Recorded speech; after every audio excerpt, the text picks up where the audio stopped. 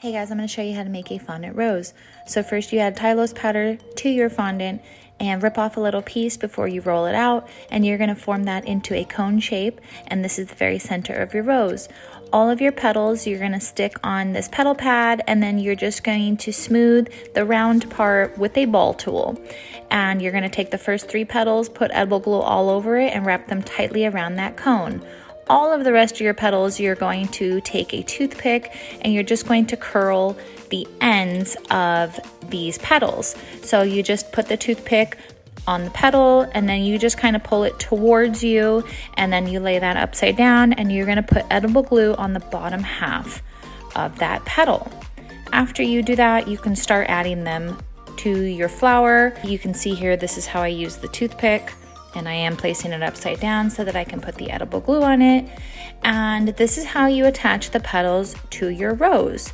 So first you have those 3 that are wrapped really tightly, and then you have the 5 that go around those 3, and this is the 3rd layer. So you can see that I'm attaching it halfway to the rose, and then I'm kind of tucking in the next petal before I press firmly and wrap around.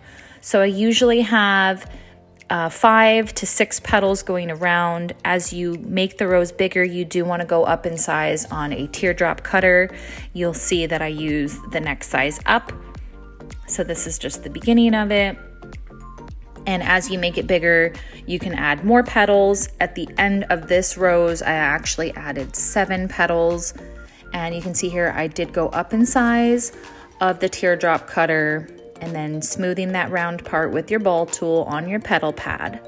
And you set those aside, and then you can come in there with the toothpick, and then you make sure you curl all of them, except for the very, very center, those 3 that are wrapped really tightly around that cone. There's no need to do this since they're wrapped really tightly. And you just keep repeating until you get the size of the rose that you'd like. And this is what the final product looks like. I just let it dry in a wilted flower former so it can keep that round shape. Hope you enjoy.